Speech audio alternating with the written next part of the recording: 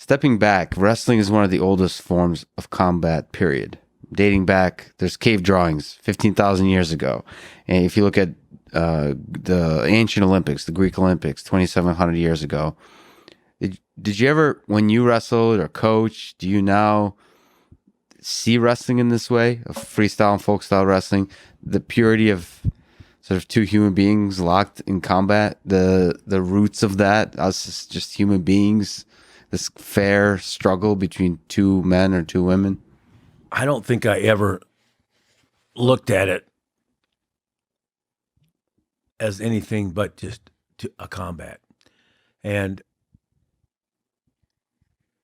I think there's times that have made me figure out how to make that combat better. There's little markers or little points in time in your life that make you wonder, or I should say determined,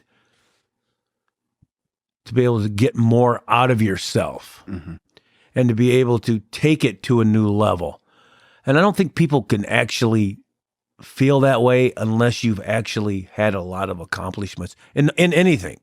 I think there's anything out there. I mean, no matter what sport, or breaking the 4-minute mile.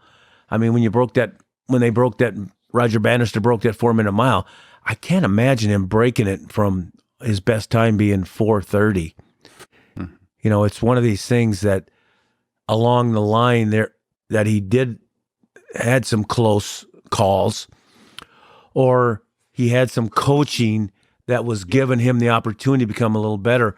But I think because he was doing well and being very successful, that the opportunity came. And so for me, it's like the same thing. I had so much success and so many practices that went well and so much goodness out of this sport that it gave me the opportunity to really look more finite and look more how I can even make it better. And so it's like, if you look at my library upstairs, I got a library upstairs, and there's a lot of books up there from the family.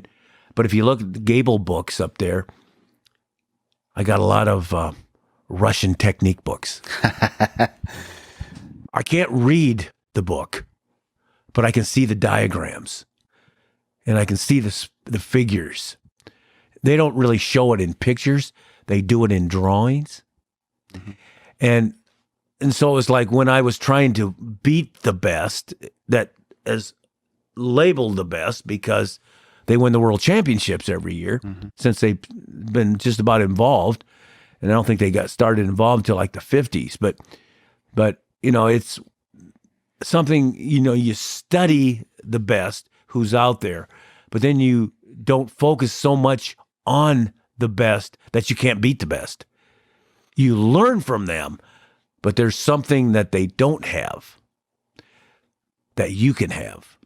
Toughness to technique, to the art, to the science. Yeah, all that stuff. And that's why even talking to you, and you're sitting over there and you love MIT and you're bragging about it over Harvard, you know, it's because it's true in your eyes, and that's great, and it might be, but it's the same type of thing that you know, there's something that you're probably stealing from Harvard, but you won't give them credit.